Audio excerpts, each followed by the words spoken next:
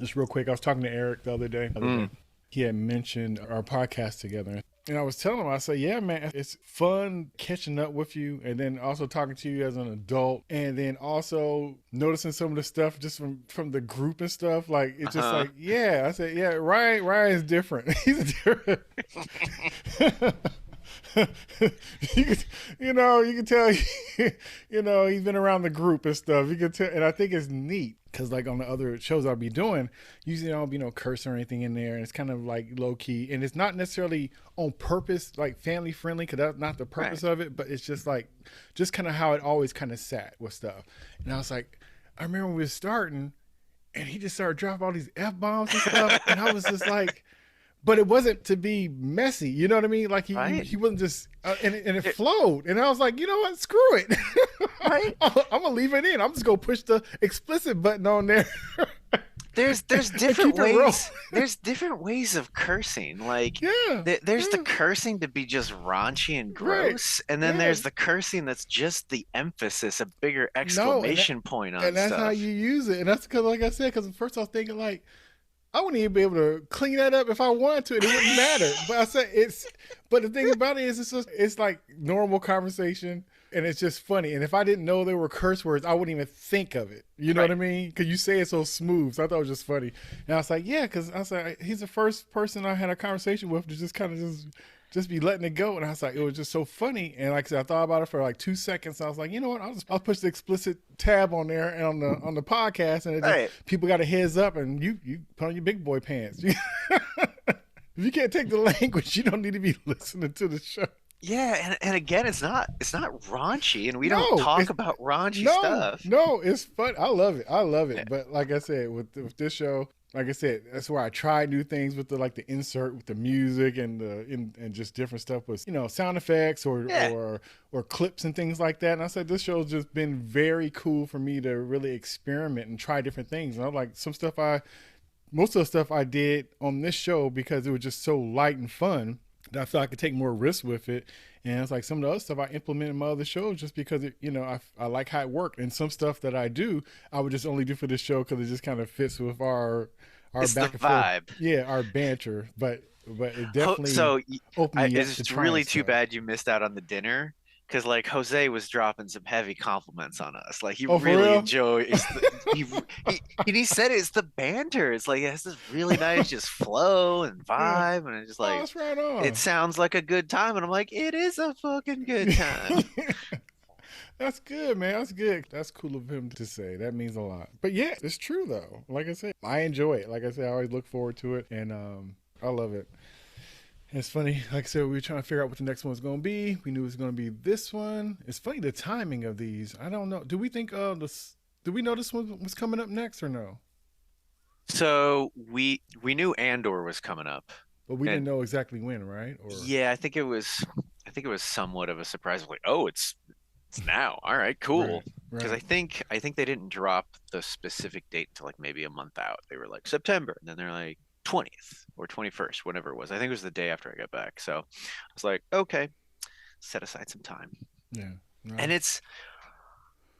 we should probably start the proper intro because I was just man, see, I was just about to say it. I was just wavelength. Don't miss a step. I guess we're back at it. Let's get ready to do this. Let the shenanigans begin.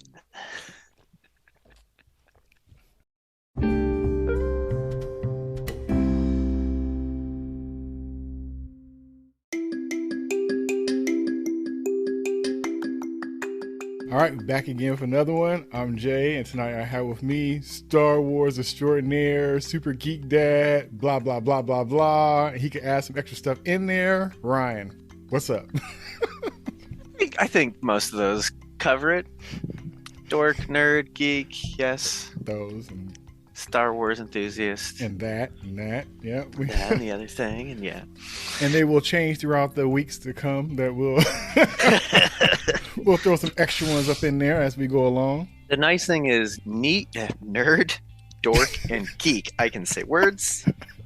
I can say words. If you try. Depending on sort of what aspect of Star Wars we're talking about, we can hit either of those components. That's true. That's true. That's true. And you be going deep. I have a surface knowledge. And matter of fact, actually, with talking with you, not only do I learn more, but your perspective and your insight kind of helps me along, because some of the stuff gets kind of jumbled, and you also got, you read all the books, you know all the lore, the games, and all that other kind of stuff. So you have a connection with it. Like I said, I haven't seen nothing like it. Like I said, I can't even keep up with all of it. It's so much at this point. Well, to me, it seems like you got it together. So you're my go-to for sure. I will say, I thought it was a trip. Out of all the characters to do, I thought it was interesting that Andor would be the one that they would decide to roll with. Right? It's like, let's pick a character and expand on their backstory. And it's like, oh, you mean the horribly morally compromised rebel operative? Right. Yeah. And I'm like, yeah, I'm here for it. Right. It's interesting how, and I don't know if it's just because maybe the characters that everybody kind of know and familiar with have so much pressure on their back, so they don't know what they do, so they're afraid to move because it's just so much riding on it. And then the characters that are kind of like, people could care less about or don't really know, and they just got this, blank check, and they just doing it wherever they want to. Okay, I'm writing this amount, I'm doing this and doing that. Because it feels like the stuff that is not the things that people want has this different kind of energy behind it. It's like we're on a ride. We don't know exactly what way we're going, but the ride is good and we're just hanging on.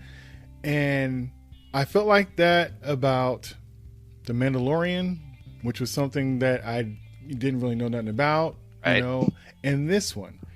Now, Obi-Wan and Boba Fett, those are the ones that has history, built-in connections, built-in lore that the majority of people know just by, it's like default information that everybody starts off with.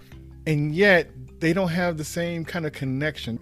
It's not connecting, not for me at least, not in the way I would expect for it to connect. Like Andor, we get the first 3 episodes, and this Mandalorian and this whole lore and introduction to characters like Grogu and a host of unforgettable cool characters along the way. Like, I don't get it. Well, I think it's like Obi-Wan is a prime example of trying to do something in the middle of a Jenga tower. Right? There's all the stuff that precedes him with the prequel movies and the Clone Wars, the animated series, all this character development. And then we know where he needs to be for the original trilogy. And so they've got some room in there. And they had to do a little bit of a transition to get him from the end of like sort of the Revenge of the Sith to where he seems the more well-adjusted one that Luke meets. Right? But it's not much room there. It's not much room there narratively to do stuff with. Right? But with Andor, we've get in Rogue One, we just know the last Jenga piece at the top of the pile. But now the narrative space before that is big. It's really big. And the interesting thing that I appreciate, I don't know if you got a chance to go and rewatch it again, the Rogue One. I sure did. As a matter of fact, I made sure I watched it before I even started this. That's what it took me a little longer to get it together. So think about how his intro in Rogue One realigns narratively with his first episode and what goes down on that planet. Yes. Right? It's the same. I have to make a choice of whether or not I'm going to let this person go and potentially get me in a metric ton of crap or kill them. I thought it was pulls the trigger. I thought it was hell of an intro for a character that we're supposed to be rooting for. It's almost like that thing like don't kick the dog or the kid or whatever. It's like you shot the cripple guy. Right? I'm like, and he's on your side and you know him and he's trapped and you know that more than likely he can't get away. He might give up some information, so I gotta take him out. And that's just crazy way to start but even seeing that and just getting the reminder of that's how it started with his introduction of that character, it just made that arc of, at the end, like his sacrifice and everything, it just made it that much more powerful. Right. But also, even though, it was like a cast of different characters and stuff, it was still neat how it gave you enough to sympathize for him and feel like he's coming from somewhere else. Like, yes. Okay. Not that it changes his actions, but the intent kind of offsets your feelings about him. How so? I feel like when he said he's been in this thing since like the age of 6, right? And to see that even though he does these things, there's not coldness behind when he does it. It's almost like he's calculating. Yes.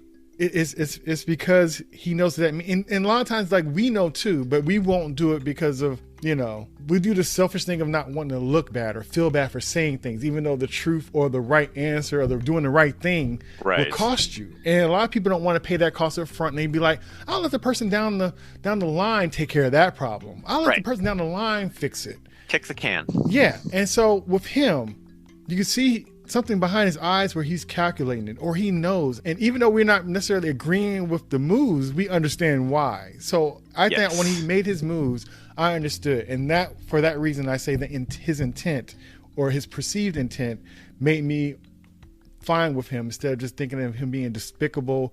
And it's not that he's callous. It's not that he's callous. It's not that he doesn't care. It's not that he's thrilled with being in a position where he's going to hurt people. Yeah. Very much he is not happy with the situation. Right. And it's about I feel like, that vibe carries over into his show. Yes, it does. Where it's definitely put upon, he's trying to make some moves, trying to get ahead, but he's also like, fuck the Empire. But I'm also not just like, I'm gonna go murder a whole bunch of them. It's like, no, I'm gonna steal their shit. Right. So I feel like instead of getting there's morally complicated, morally gray storytelling where it revels in it, that we're messy people and we're just gonna be messy, but there's also like, I'm a person who's got good components and is not necessarily trying to do harm, but is in a shitty situation and gets put in shitty situations and also unintentionally creates shitty situations and then has to like struggle back and forth with the what do I do, right? So it's odd that Star Wars is classically, in George Lucas's eyes, a morality play, right? Good and evil, but that is very simplistic and very flat, right? There can be some nuance, there can definitely be some compelling stories out of that, and there have been, but when you get into these gray areas, it also becomes way more relatable, certainly for adults, right? Because we exist in that gray space far more often, right? Very true. So it's bold. Oh, on board. It's bold. And just like Rogue One, like you said, this show starts off the same way. He's in the middle of a lot of mess. You're trying to figure out the characters. You're trying to figure out the timeline. You're trying to figure out what's the overall game. And they do, I feel like they did a good job of never overloading the audience. So, like, if this was... And again, it's just the first 3 episodes. But if you take the first 3 episodes as part of like a normal movie, this would be like crammed into the first 15 minutes. And instead we've gotten like an hour and a half. To really flesh things out, let scenes play out, introduce a new piece of information, move to the next thing, introduce another thing. Like, it doesn't feel rushed or overwhelmed with tempo. And on that point, I was shocked. At first I was thinking like, this feels a little slow and it's being fed slowly, right? Not because I need to be faster, because it was introducing a lot of stuff, a lot of nuances, a lot of world building, a lot of character. Not only the characters, but the world as a character, right? And so only reason why I noticed it was different because I'm used to how it's always rushing so much to the point where you can't really take any of it in, right? You just kind of holding on and all the stuff that's going behind you and in front of you and stuff like this. this really was nuanced in a nice way that was pleasant, where, like I said, I noticed the pace was slower, but it was full. It was very full. Right. Beautifully done. But it's like when you kind of like when you're a seasoned writer or director or storyteller, you know that you don't have to just drop everything on the first page. You know that you can just kind of take your time and because there's pace yourself. There's always enough meat on the plate. Right. There's always something there. There's always something interesting happening. Right. So you get small character moments, you get little plot points, you get a little bit of world building, but it's just not it is not Rise of Skywalker, which is just a crazy mess of like, let's just rush this and this and this and this and this and this. And because it's not just setting up him, it's setting up all these side characters. It's setting up, I think I've got Ferrix. That's the world that they're currently living on. They got the flashbacks on Canary, right? And they got Morlane, the corporate sector. Like, it's a lot. It is. And it was nicely placed. And like I said, in this, first of all, the visuals, like, it's almost Blade Runner-ish as far as the aesthetics. And that's fine. And that's fine. But it feels so real. This is what I wanted for all the other shows to feel. This is what I wanted. This is what I wanted Kenobi to be. I want this world to feel this way. I want the people in the background having purpose. They're not just standing there, or a big city is all empty. This feels lived in. You have a sense of what's going on beside. Like, he is a small piece in it. When they show the person ringing the bell for the time. Right. And he has his little grabbing the hammers, and he's so proud. He's clearly got a routine. And he's doing his breath, and he's like getting his posture together. And like, who does that? And they did that more than once. And I just thought, like, and then it gets to him walking into town, and he hears the bell after and all.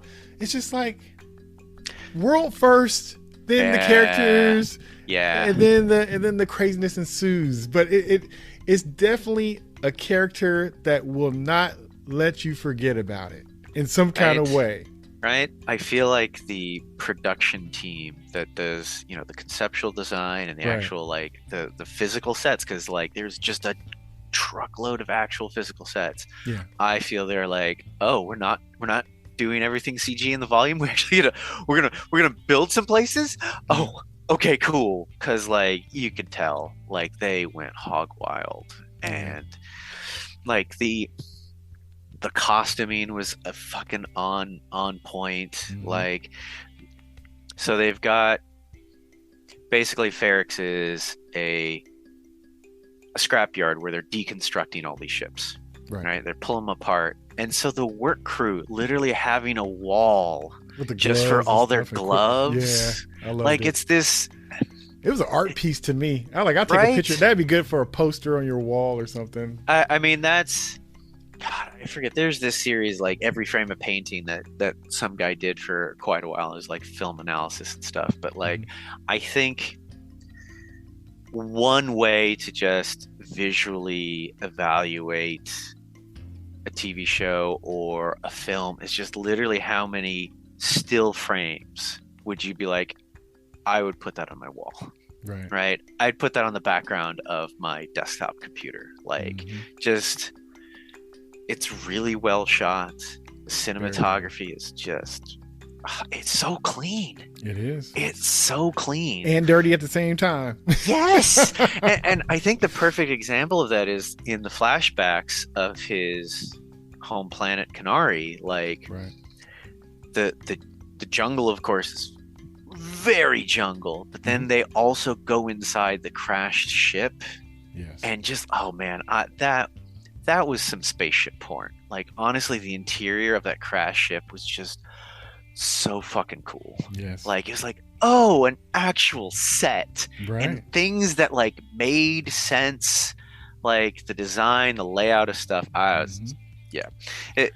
It was very interesting, like, watching it sometimes, of just being like, don't get distracted by the background. Like, and it usually, I was engaged with the story, but it's just like there was a part of me of just like, oh, this looks so good. Yeah. This looks so Beautiful. good. Like, they did so many great things. And like him as a kid, his little tribe, like they're just dirty. Mm-hmm. They're just dirty. They got dirt all. They're putting face paint and war paint because they're gonna go hunt down the crashed ship. Like, yeah, the lost kids. And that's so clearly they were doing some sort of mega industrial mining on that planet. Yes. So it's unclear though if because it looks like whatever was going on there ended because it's abandoned, and then apparently it's also forbidden to go there because of some toxic thing. Whether that's a cover story or not, we don't know. But also the people on the ship seem to definitely be poisoned. Exactly. But the kids, are they like survivors of the workers that were there, or were they semi-indigenous? And then the Republic / Empire came in and set up this mining excavation thing, and they were just living there. Like, it's unclear. Yeah, because they was stated that they were left behind because one of the folks that he was dealing with in present time had mentioned, because he asked him, did he ever hear of the place before? And he's like, no, I never heard of it before.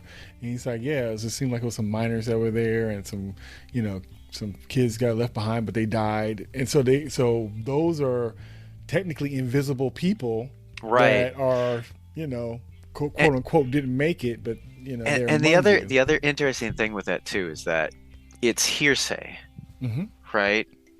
Until we, the audience, see what happened, and someone from there says what happened and why they were there. Right. We can get misled by the gossip, right? Because it might be just genuine gossip, people passing along the wrong information. It might be active misinformation, right? So it's like, I'll wait until the show tells me explicitly what happened there. But yeah, and again, that's another, because we get some of that world building of what the rest of the sort of galaxy knows about Kenari when he tries to go and buy that ticket from the guy.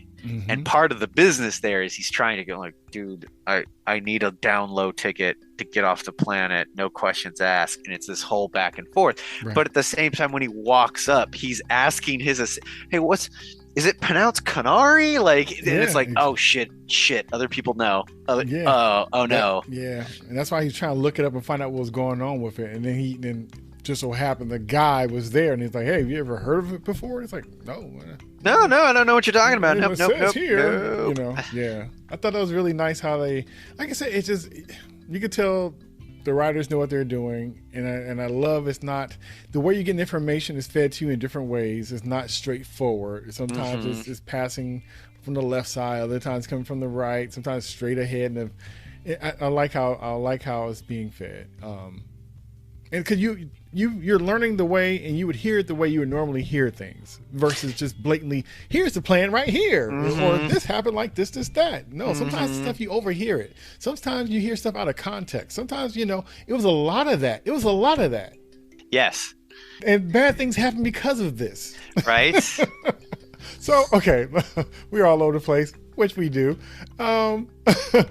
Okay, so let me ask you this. So, we see an introduction to the character. I guess her name is Binks, Bix, the woman, his friend. Oh yes. Okay, I'm literally looking up the cast now so I can keep the names straight. No. Because I caught his, but I didn't catch a lot of the other characters' names. I had to look them up too because they didn't use a lot of names, which I thought was very interesting. But you know what? With everything going on, that's probably the last thing I would need to know. But since we were talking, I was like, let me figure it out, because really, I would speak about him the way I saw him. Like the girl that was in the garage that was working that he came across. The mechanic girl. Yeah. And they seem to have this kind of rapport, and you don't really know what's kind of going on with them. Because at first I almost thought, like, is that his lady or something? And then you saw they had more like a brother-sister kind of relationship. So then I was wondering, like, is he related to her? It's tough because I'm like, does he have a different sister? Because it's like he seems like he's trying to find his sister that got left behind. That's who he's looking for in the brothel. Right.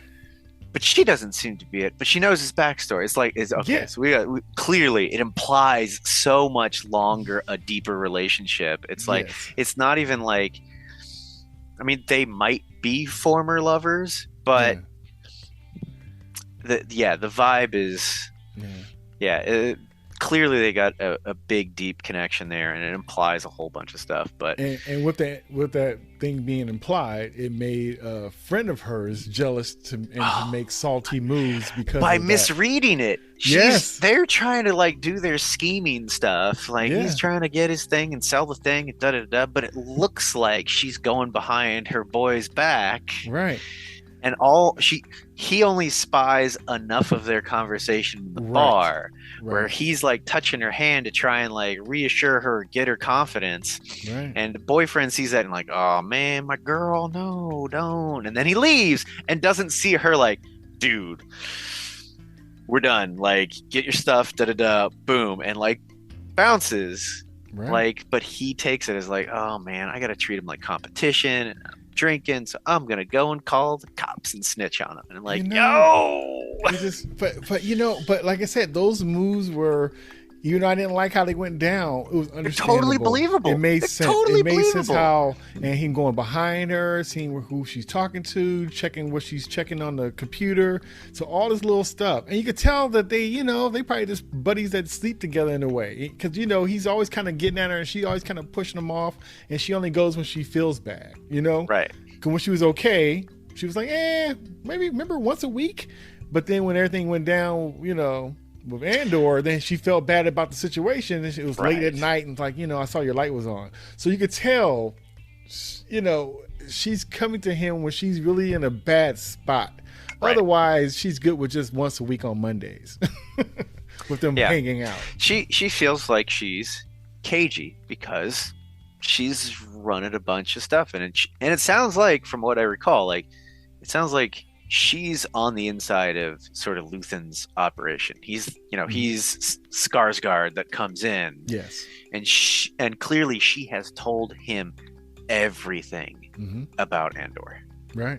Like he's fully up to speed. Yes. Yeah, and he lets him know it too. And he's like, "Wait a minute, how you?" So I thought even the way he was presented and showed up, I thought was interesting, because he kind of showed up at the end of episode 2, and you kind of didn't know, cause like, even, you know what? At first, when I saw him on the train on his way coming, I didn't know. I know he's going to collide with him in some way, but I didn't know he was like an assassin or somebody come. Because you didn't know. It's funny how all this. Okay, so in the beginning, it starts off with these like quote unquote guard like guys, security guys, and they're in this brothel kind of bar look like spot, and Andor is looking for somebody, asking questions or whatever, and I guess they feel like they were there first, and he's being attended to, but he's being attended to because he's a new face around there, and so they're trying to give the new face attention. Right. And they probably shouldn't be up in there at that time anyway, being kind of shady and stuff anyway, but they're there, and they just kind of pushing their power around, and it seemed like everybody just kind of overstepping where they shouldn't be.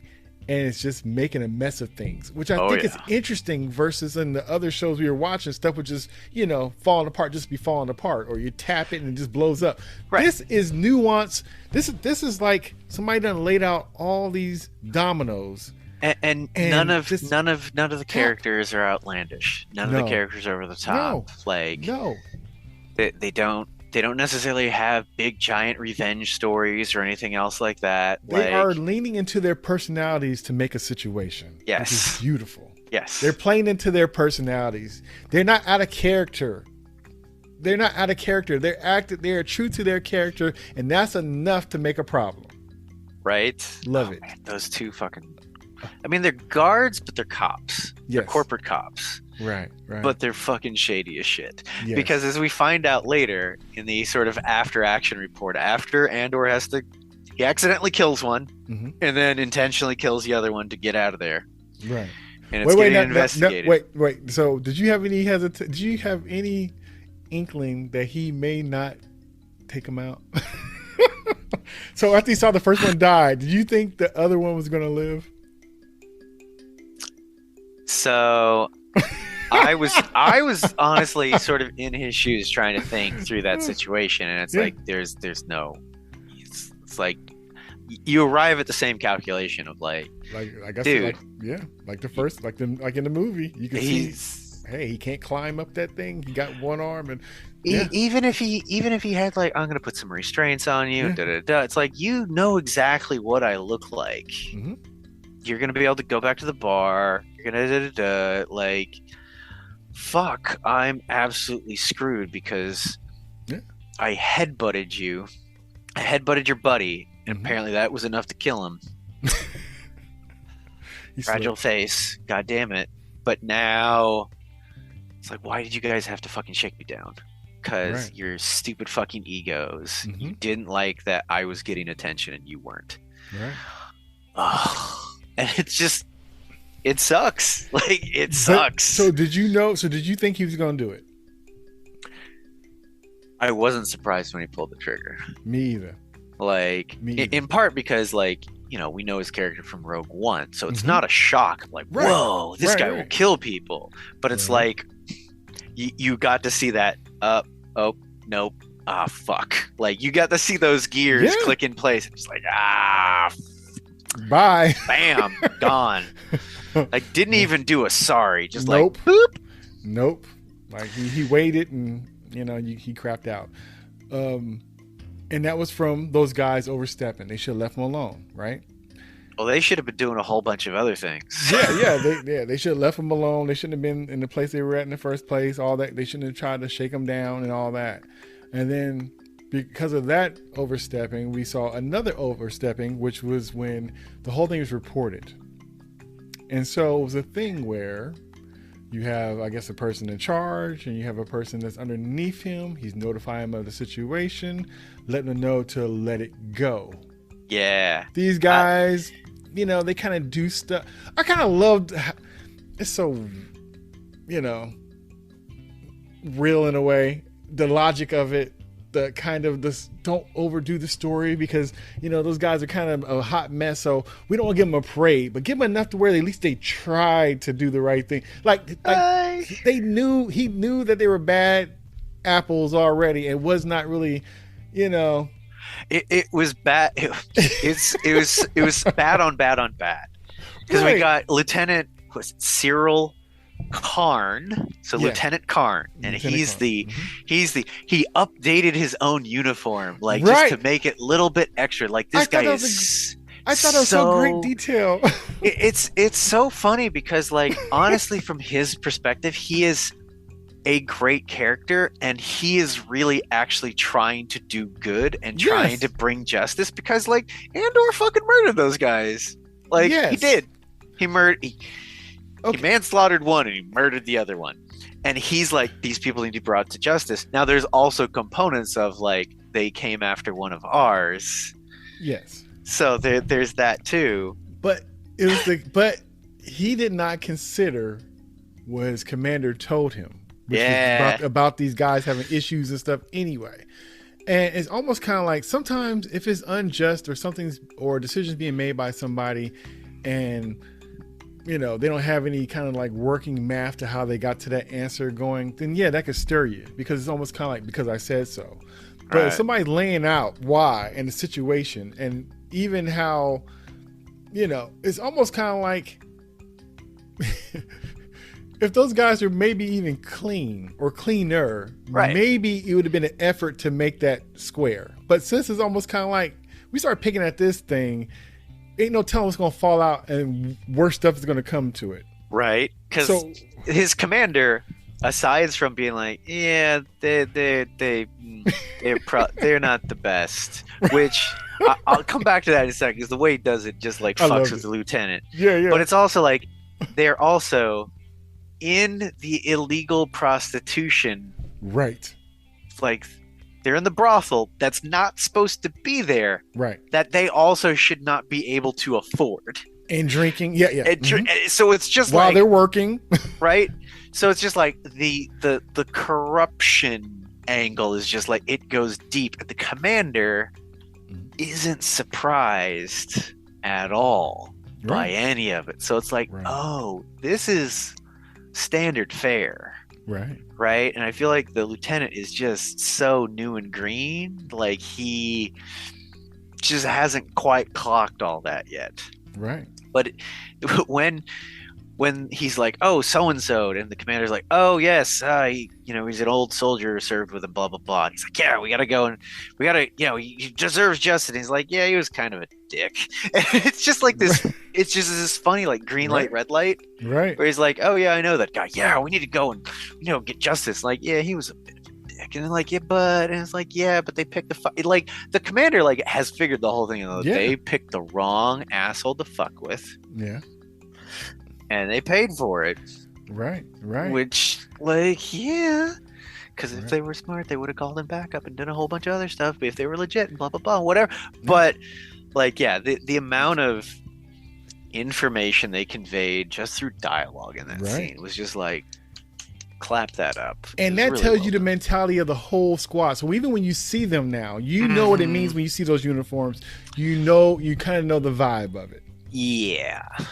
So it's nice shorthand. So yeah, that little conversation covered a whole group. And when the squad shows up for episode 3, it's like, okay, yeah, these guys are ready to fucking crackheads. All you gotta do is see their faces and you know what's up. Yeah. There's all these little smirks of just like, yeah, we're gonna go with fucking crackheads. Right. Like, yeah. And so after the commander pretty much told him to stand down, he overstepped. And then what he do? He found somebody else to put a bigger battery in his back, and then that guy ended up overstepping as well. So it's this thing of overstepping, and it's propelling the story and the drama and the chaos and the craziness. It's just like, and they all internally feel perfectly justified in their actions. Yes, they do. Perfectly justified in their actions. Yes, they do. Right. So that was Sergeant Kostek. The one that was like, let's go fucking, like, there's fermenting, sir. There's fermenting out there. Yes. And if we let it ferment. Pockets of it. And he's just so ready to step on people's necks. It's like, you don't step out of line. I have the power. I get to wield the power. I get to wield it over you. And if you don't like it, I'm going to crush you. He's just a fucking bully in a uniform. He doesn't care. And I kind of loved what he said in a way, but it's like he's on the wrong side of things. But I could, you could just feel it. He's saying all the right things where it's almost the right. It's a good pass to do what you want, but is used in the wrong place in the wrong way. You know what I mean? Yeah. So he's saying it. That's he's like, everything has to stay in order, and we're the ones to stay in order. If we don't keep it in order, it gets out of hand, and then it's too late. And it's saying the right thing, but when applied wrong, ooh, and it's hard not to apply that wrong. Yes. It's like no one goes, well, why are they out of order? Could your order be, I don't know, dickish? Yeah. So that was. And I did like that scene where the sergeant's like talking to the squad. We're gonna go here. We're gonna do this. We're gonna crack heads. We're gonna get them in line. You're gonna go here. Squad 2 is gonna do this. Squad 3. Let's go, and let's hear a word from the lieutenant. And he's just like, oh, hello, justice is important. Glad to be working with you all. Awkward. Glad to be working with you all. It's an honor. Carry on, Sergeant. It was just like, yo, who you think you are and who you want to be do not line up yet. And you know what? It's kind of funny because I think that so who was the guy? The guy that kind of backed him up, the one that was doing the great speech and everything. What's his name again? Sergeant Kostek. Okay, so the sergeant, right? When he saw how the dude, basically bombed with his and he with still his clapped speech, for right? him. Yeah. Right. They're like, it's almost like, I don't know if that sergeant would really respect a guy like him, but he knew he was access to be able to go knock some heads. And so if you're my key, I'll let you go because you're my pass to get away with all this stuff. But he probably thinks the same way those other guys are thinking, but he's like, hey guys, he's our key for the car, so we can go. He's so the key to the car. We're gonna joyride. We gonna ride this whip right here. There's truth to that, but also sort of the trope of the well-intended but sort of oblivious officer, and then the sergeant who actually gets shit done is a classic trope. And it's like, okay, pretty officer boy. Yeah. I'm the one that's got 20 years of experience doing this shit. So sure, you go point us in a direction, and then I'll figure out all the fucking details. But I thought it was cool how he didn't downplay him at all. Because usually it'd be that guy making an officer feel stupid. He never disrespected him. He kind of had his back, but it's almost because he knows he gets more out of him the other way. Yeah. And almost like, oh, everybody kind of, this is where we act like we appreciate what he says, but we're gonna still when we land there. and the thing is, I honestly don't think the sergeant he obviously sees the shortcomings in the lieutenant. Like, okay, you're not ready for speeches yet. But he also, I don't think he dislikes the lieutenant. Like, they are so on the same page of like, yeah, we need to go crack heads. We need to, and it's maybe not crack heads, but we need to bring justice. Yeah. Yes, we're gonna bring justice and order. They're so much on the same page. He's like, I am not gonna give this guy shit. Yeah, because it's like he had mentioned before. He's like, because he kind of mentioned how the other officers deal with it. Like, he was surprised. Like, normally they just kind of let this thing go, and they just, and they'll look at it and they'll just kind of wait for it to just kind of, because he almost was implying like they do the waiting game, like the whole thing where it never gets handled or taken care of. It's almost like they're doing kind of shady stuff. Up top knows not to pick at it, and so they let things slide. It's just kind of like, well, this is a casualty of playing dirty pool. And he's like, well, I'm one of the guys down here playing dirty pool, so we still need to act like we're all right. But you really should get that treatment when you're playing fair. But they're not playing fair. But he still wants to, he wants to be perceived this way, and so he wants the same benefits of it. Like, even the guy's crooked or not, and if he went down, he wants that parade. He would be mad that, hey, how come Jameson didn't get that parade? Because he was hanging out with hookers in a strip club. I don't care. He was one of us, and he deserves it. Regardless of whatever he does, he deserves that praise. He deserves that parade. He seems like he'd be one of them. Yeah. So it'll be very interesting how much we continue to follow those two characters. Isn't that a lot we got from that little thing? Isn't that amazing how much we got for that? Right? That's pretty dope. Yeah, I'm almost worried because I'm looking at IMDb right now, and the lieutenant is only in 3 episodes. Wow. So, but the sergeant's in 11. Wow. Well, he made an impression, boy. He made an impression. It's very interesting. It's very interesting. So it's funny because that kind of ties into. That was almost like the boiling pot of water that ends up boiling over at the end, but it has so many different things kind of lined up a certain kind of way. Like I said, it was very, very interesting, especially the first 2 episodes, the way they were pulled together, the introduction of characters, introduction of Bix, his friend, the girl in the garage, Brasso, who was the guy working the shipyard, right, and his little bit of sabotage. Yeah. Like, you think he's just like, okay, he's just one of the friends. We get a little bit of like Andor trying to like get a cover story and stuff. And so it feels like a lot. He's like, okay, he's there to give us context on Andor. Mm-hmm. But then he also quietly sabotages their landing craft. Yeah. Right? Doesn't make a big deal out of it. Doesn't tell anyone. Just decides on his own. Right. Right? So it's all these little things of, it's not just we are going to out and out rebel. There's all these gray sort of gradations of like non-compliance and sabotage and other things like that. So yeah, I loved how the show, like I said, laid stuff out. And like I said, I really like to build up, like I said, from the first 2 episodes. And I don't know, I like the flashbacks. I thought it was very interesting with that. Didn't require a back to tank. That look was worth it.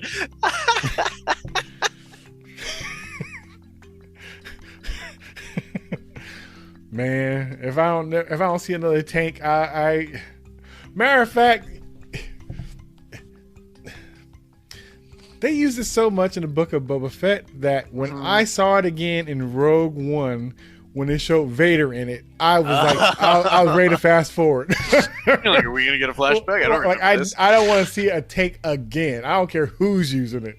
It made that cool thing of like, oh, that's him in the tank. That's him in, without his costume. I didn't care. I didn't care it was Vader. I didn't care. I didn't want to see that tank again, man. I've seen that tank enough. Oh man, but I need to go back and rewatch Rogue One. It is so that movie has so much heart, man. It was just like, right. And so as amazing as that movie was, whatever was in that, they got that in this, and I am grateful for that, because, like I said, the whole vibe of it, Tony Gilroy, he, you could tell that he's in this. He's in this. His name's on it, all over it. Yes. And it's almost like the person who brought you that is bringing you this, and it feels seamless. And it's supposed to be like, I guess, 5 years, before Rogue One takes place, and it just feels seamless. I've loved this. I love the vibe of it already. I love the suspense.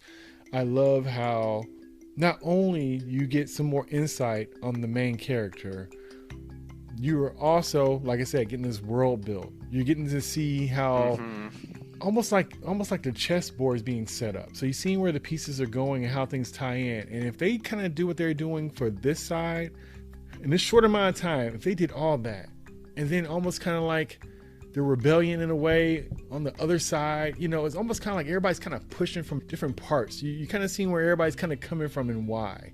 Right. If they get of all the different fractions and things like that, this is going to be. I think there's journey. an interesting sort of corollary where there's certain stories where everything is really there to sort like everything that happens within the world, whether it's our world or some fantastical world, it's all there to serve sort of plot to move the characters along. Right. And then there's, I think it's called like societal storytelling, where like Game of Thrones is an example where you see all these different factions and it's these institutions, their feudal system that sort of inherently pits them against each other, and how that gets exploited, and how personal relationships play into it, but how much of it is like the illusion of power and where that resides and all that sort of stuff. Like taking it now in Star Wars in the sci-fi setting of understanding sort of how the corporate fist is oppressing these people, but above that is the hierarchy of the Empire. Yes. So it's going to be interesting to see if we see a transition upwards from dealing with the oppressive corporate sector to the imperial overlords above that. Or if it's just going to go, no, we're going to just go straight to the Empire and start going at them directly. Yeah. It would be interesting to see at what point the corporate sector fucks up enough that the Empire intercedes, right? Yeah. Because I'm sure there's a relationship there with the Empire and the corporate sector where it's like, we're letting you operate because it benefits us in these ways. You're hitting these quotas, right? And not doing this disruptions or not being corrupt, even though we suspect you are.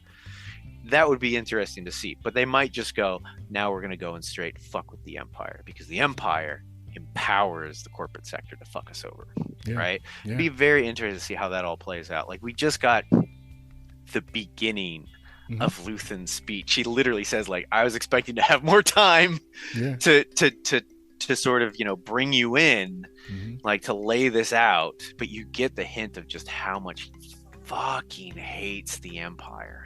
Yes. Like, both of them in different ways and flavors, right? Talking about that arrogance of the Empire, right? If they think they got their shit together.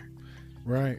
I love that. And it's like, because they would never expect me to be there, because the sheer arrogance. They wouldn't expect me. All I got to do is, wear their suits and walk in there. Walk in the front door like you're supposed to be there. It's just like, wow. I thought that was just... Because at that point, like, it's not super clear what Cassian, what Andor's sort of gig is. Like, Right. what is he really doing? Like, we know he's looking for his sister, but we don't know. You get this impression that he is doing this hustle and that side hustle and this Yeah, other so stuff. much going on. Yeah. But it's not like he's doing low level stuff. He's going and breaking into Imperial centers and stealing high end components and stuff. Yeah. Like, he's running way more than he's letting anyone else know. Right. And the thing is, I think the only one that really has a clue is Bix. Yeah. Like his friend, Yeah. she clearly knows that he is motivated and doing stuff, Mm-hmm. but he's doing what we could think of as sort of short term. Like, he's got his little goal, but it's like, dude, you're just nibbling at the edges. If Yeah. I hook you up with Luthen, Yeah.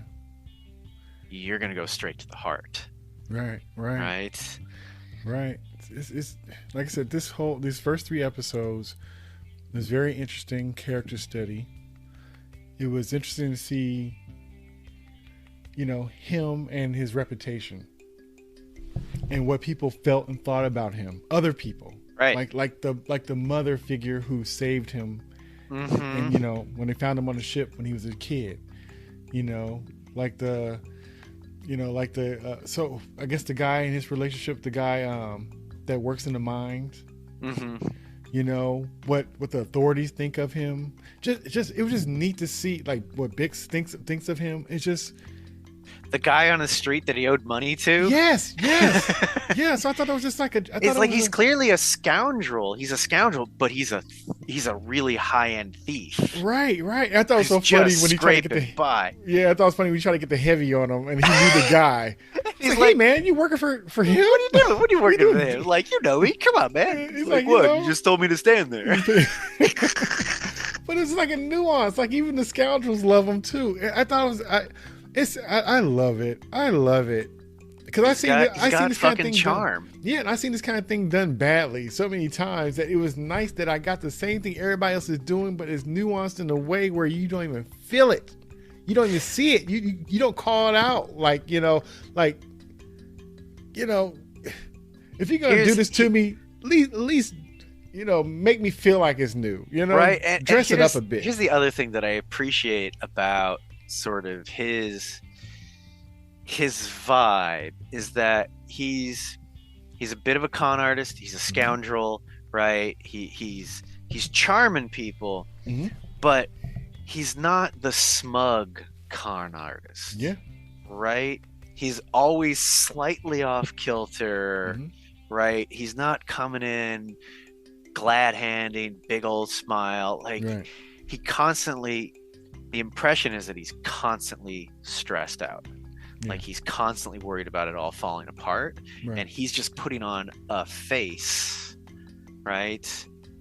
To all these different people, right? And it feels far more genuine than just the like, hi, I'm the con artist, smuggler, right, mischief maker, and it's just like, oh, I'm just barely bullshitting my way through all of this. Yeah. But he has a purpose for it, and he's trying to make sure everybody's covered. Because I loved when he was trying to work the deal for the peace, and he thought that was just going to be it. He thought that was going to be part of it. He's going to make that money, and he's like, give this money to Bix, make sure everybody gets paid, everybody's taken care of. Like he wasn't gonna leave town. He told his like brother, like friend, like hey, I'll make sure you get your money back. So it wasn't like he was trying to be shady and just leave out of town without making things right. Like he's like, he cares about these people. Yes, he cares about it, and I think they know it too. It's like, I'm tired of your mess and tired of you sleeping on my couch and borrowing $1, but the reason why I keep letting you lay on my couch is because you're worth it. The reason why I keep loaning you money is because you pay it back and you try to do right by me. Right. You're still my friend. Right. Yeah, it was interesting. So I think her name is Mara. That's the woman that finds him on Canary. Okay, yeah. And so I thought it was really great visual storytelling at the end of the third episode, and he's finally getting off Ferrix, and they're countercutting that with the end of the flashback where she's finding him and deciding, we're taking you with, And so he's waking up on her ship, and you see that it's the ship that's sort of his hideaway. It's trashed in the junkyard. It's the same ship that they saved him on so long ago. It's like, oh, it's the same hidden compartment. Yeah. But we see with that flashback, he's waking up and they're taking off.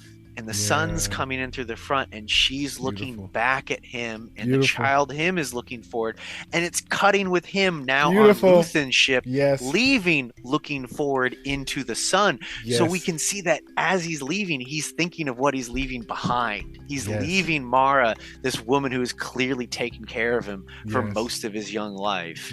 So it's like, and she's sitting there with a tear in her eye, and just like she don't know if he's alive or dead or what, and it was just, that intercutting of that, they did that a couple times, and it was just kind of like it kind of lets you know where you are on both stories, and it was just so nicely done. It wasn't jarring at all. It was just you know. And another great scene with Mara where the corporate cops have showed up. They shook her place down looking for Cassian. I know where you're going. and then basically there enough of the, I think it's the rebel cell. I think his friend Bix, and there's a couple other people that seem to be on the same page that clearly, if not a rebel cell, an anti-corporate cell, it might be like a workers union, whatever, but clearly at a certain point they're like, oh fuck, they're coming. And they start banging signals out, Morse code on pieces of metal, and it just spreads throughout the whole thing. And you've got those two guards that got left with Mara, and they're like, what the fuck is that? I hear sounds in the jungle. Like, they're freaking out, and they're like, what the fuck is that? And she's like, that is a fucking reckoning coming. He said, you better worry about like, when what it does that stops. mean? It's like you better worry when it stops. And it was just like, oh, when it goes quiet. Because then everyone's ready. Oh man. And the thing is, the town for the most part didn't rise up for the most part, which that would have been fucking dope. I know at some point there's a shot in one of the trailers where I think it's not the corporate people, but it's the Imperials. It's the Imperial Army, and they're in riot gear. So that's coming at some point too. But the whole thing from when Luthen shows up,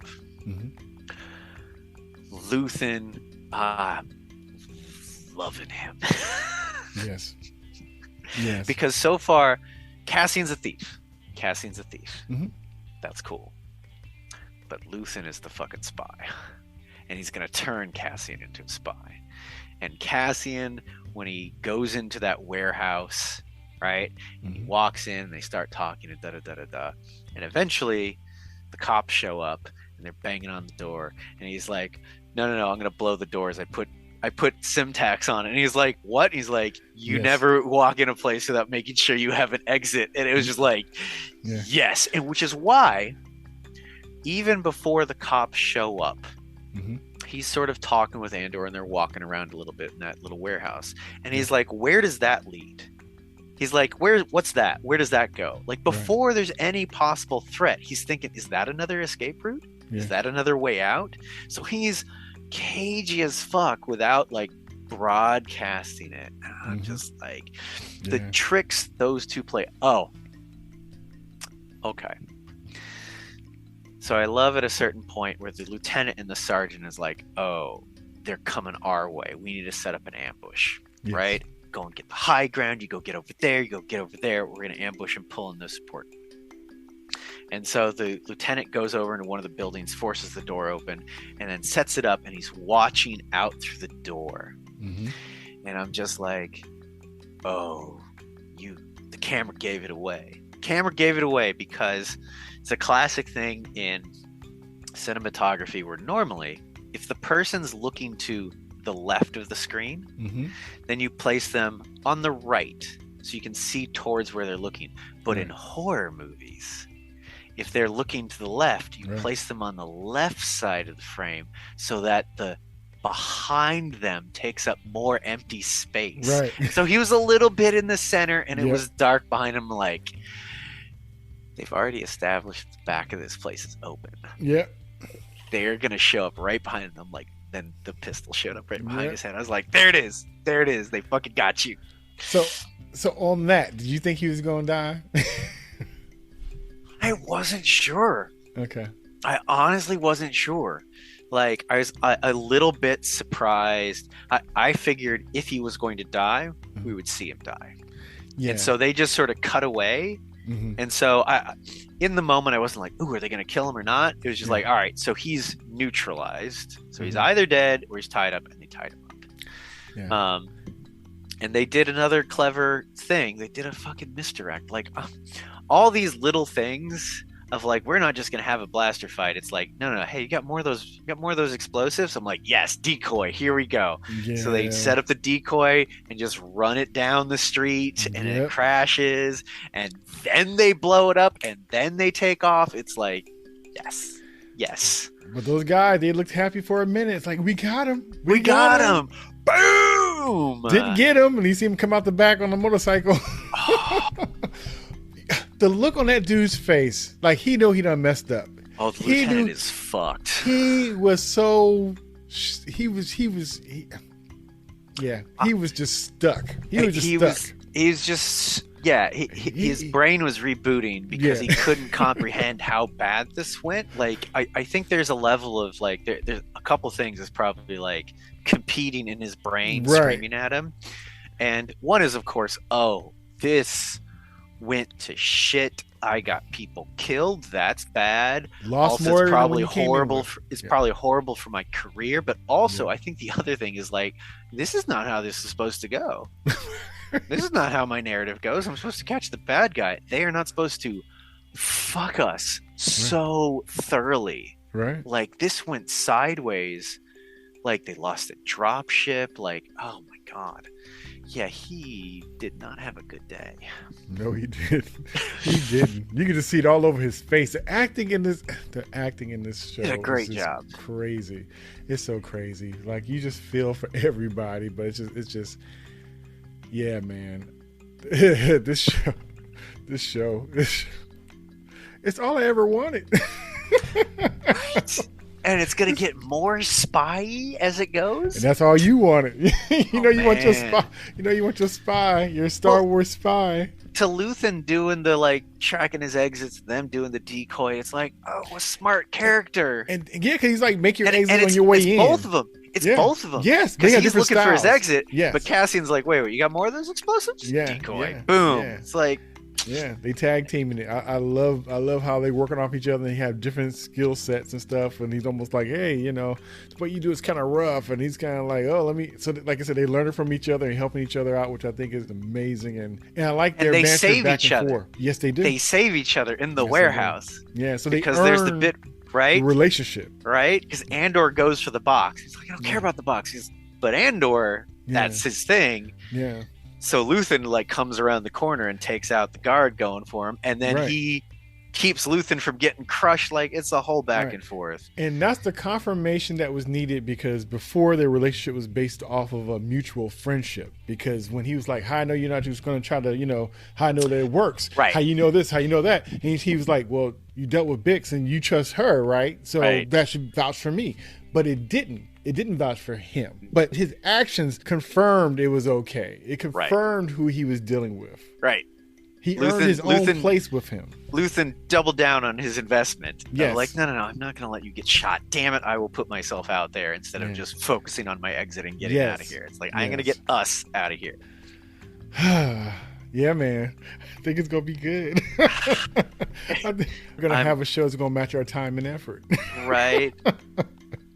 And the other thing that so far I'm also very happy with on Here's the Dork Go for it. Go for it. Is they haven't introduced any stupid world-breaking tech. Like, there's no bounty hunting key fob that like can track a person down anywhere on the planet. There's no like, oh, I have a key fob that can call in through hyperspace rebel support. What? What the fuck? It's like, please just keep that going. That'll be fine. That'll be great. Craziness, man. On Craziness. top of, you know, the great acting, the production, the world building, the dialogue, like, yeah, it's all there. Like, It is. if they, let's just assume the rest of it just keeps on pace with this level of quality. Right. Like, I'd be like, dude, just do this. Don't do movies. Yeah. You don't have to do movies. Right. Just do this. Like, right. This works. Keep those Disney Plus subscriptions going. Yeah, man. I think they got a winner, and I think that people are going to appreciate it on different levels. I think it's not intimidating because it's like, you know, you may not know all the lore about something, but this, you can come in on the ground floor. We're all learning together. It feels very accessible. It feels very accessible. It is. I mean, the funny thing was, but it's still smart too, though. That's the thing about it. It's not treating you like a dummy. So I love how it has stakes. It has stakes. That's why with Rogue One, that's what made it special. It has stakes. Like, people could die. You didn't know who was going to die. It's crazy. On Rogue One, the damn robot died, and it's just kind of like, oh, he's not even alive, and he's a bit of an asshole. Right. So, like I said, that the person who made this, and I can see it already. I saw it in the first episode. The amazing thing with, like, so one of the characters that dies is Bix's boy toy, who calls in and snitches out. Snitches get stitches. he got one big one right in the chest, but even that was just like, he realized he fucked up, but then when he realized she was getting pulled in by the cops, right, and he wouldn't let it go, and he just took one straight to the chest and dropped. Yeah. And that was rough. That was rough because Bix has to watch it like, oh man. Yeah. They tied together a lot of stuff. Like I said, this is just the beginning. I'm thoroughly impressed to the point where it threw me off. And this has very high rewatchability for me, for sure. Oh yeah. Just look at the backgrounds and stuff like that. Like I said, a show that's going to take out the time with all the other stuff it's doing to show the guy who rings the bell in the tower, like I said, and it doesn't take away from anything, but just gives you a nuance of somebody else that happens to be there doing what they do. It's incredible. Yeah. I don't feel like it suffered for anything, any side thing, because sometimes, you know, you need to just stick to the main character. Don't be too fancy, whatever. It's covered so much, so many characters. You get how the technology is, you get how the society is, you get the, you know, how things move. He's smart. He's borrowing vehicles to do certain jobs and stuff. Yeah, that whole thing. All that stuff. He knew to switch the car out. So if they even did find the vehicle, you know. Right. He switched out the transponder. Yes. It's like switching out the license plate. I was like, yo. You know, has someone been playing in my Star Wars campaign? Right. So just thinking like that is just crazy. Or he had that transponder and the guy's like, give it here. And he stomped it out. It's like, rule number 1, don't have anything where you have no control of. Right? Is comlink? He's like, if you don't own that tech, don't use it. Yeah. Right? That works for us control today. It. Right? That's advice for us today. It was so good. Yeah, man. Craziness. Matter of fact, you know, I don't even think I said what show we're talking about. So we're talking about Andor.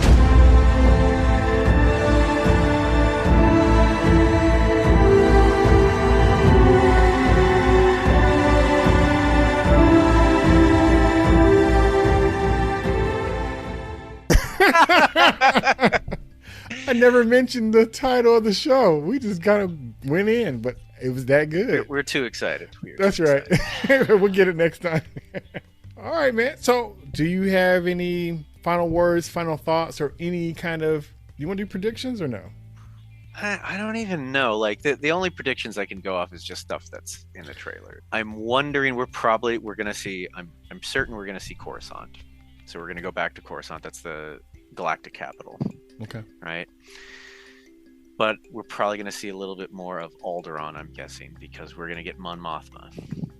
And she is sort of the face of the Rebel Alliance. Like, as much as we think it's Princess Leia, it's really Mon Mothma. She was the head of the Rebel Alliance. Okay. And we are going to get to see her. So we're going to get to see that, and I'm sure I think there's scenes with her and Luthen, right? Because it seems like he's her operator, or one of her operators, one of her spies.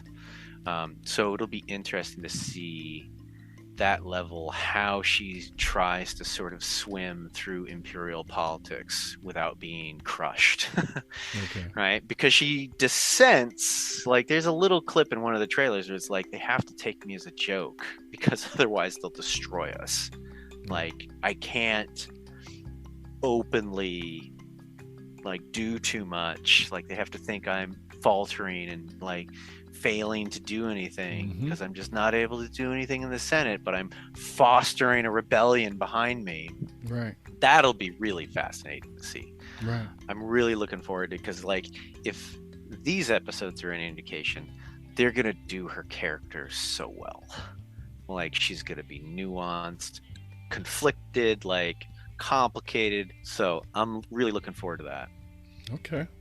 I don't know really what to expect. A lot of this stuff is kind of like I've seen, like a little trailer thing that kind of shows what's going to be happening. It's kind of, a lot of it's new for me. I'm just think it's cool to be witnessing like the creation and the journey of a revolutionary, which I think is very interesting. Yeah. Especially with the flashbacks and currently, and just how he got to the point, which ultimately leads to his sacrifice for the cause, which is just very interesting. I remember when they announced, this show, and I was thinking, like, out of all the characters, it would be, why him? But you know what? He had enough going on that was just kind of different to make him a fun angle to come at this. I'm glad they chose it. I wasn't expecting it to be this good, to look this good, to be this smart, Right. to have the stakes, and it still could be considered like a family show in a way. You know what I mean? It's interesting. It's a fine line. It got that heaviness without being insulting. That was the interesting thing too, because I was surprised with the brothel. Like, as an adult, you're like, okay, this is a brothel, right? Right. But it also wasn't salacious. No, it wasn't. Right? You get what's going on. You don't need to see a ton of skin to understand what's going on there. Yeah, I saw more ass on of Thor, Love and Thunder.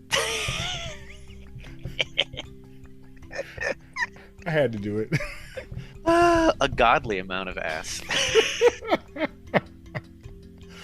But like, the other thing is, even when Bix goes to her boyfriend, let's call him the boyfriend, right?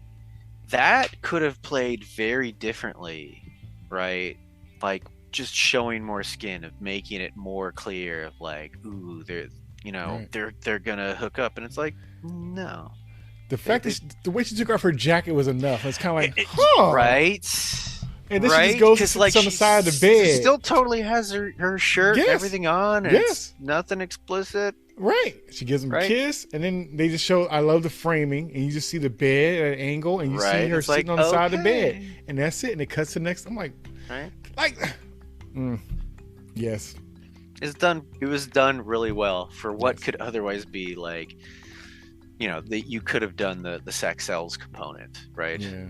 But they didn't need to. That wasn't in a lot of cases. It's not the point of the scene. They do it anyway, but they don't need to in this one, at all. Right. It wasn't like, And flick. Oh, flick too hard, damn it! Was none of that.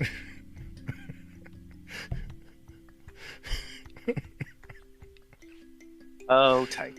Okay. Oh, no. I'm being kind of mean, so it's time for me to stop. Okay. I'm trying. Gotta keep up appearances. Right. I'm getting too comfortable. Okay. Well, right on, man. Well, we covered episode 1, 2, and 3. It looks like there's gonna be quite a few episodes in this season. I'm thinking 12. I could be wrong, but I thought it was gonna be 12. It sounds about right, because Skarsgård Luthen is like 11 episodes. Oh yeah. Okay. So Diego, the lead, Cassian, has like 24 episodes listed, but that's 2022 through 2023. Okay, so that'd be two seasons, 12 and 12. Hopefully. And that's the other interesting thing too, is so the second season, there's going to be more time jumps. Okay. right? So it's covering 5 years 5 in years, total. I don't know if season 2 is covering all of the 5-year jump, but it sounds like they're going to do more time jumps where they're not going to necessarily do 5 seasons of it where it's 1 year to go. They're going to like, okay, we're going to jump forward and now this, and jump forward and now this. So that'll be interesting to see how that sort of approach works. This is such a beautiful start to a lead up to a great movie. Like I said, I just rewatched Rogue One again before I started this, and this is not something I was necessarily looking forward to.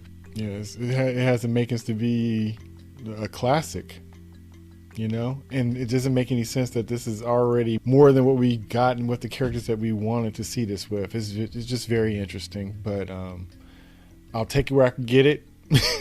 Oh, hell yeah. And I appreciate it. I appreciate it. Well, brother, it was great chatting with you. Great seeing you again and getting on these shows and stuff. You haven't missed a beat. You haven't missed a beat. So it's just good to be back, and I'm looking forward to our next one. Oh, absolutely. I will be ready here with my goofball humor. Right on. All right. So that's been Jay and Ryan. Until next time, peace. Out. You still using that, huh? It works. It's better than the across the universe. You did try that. Oh, you did try that.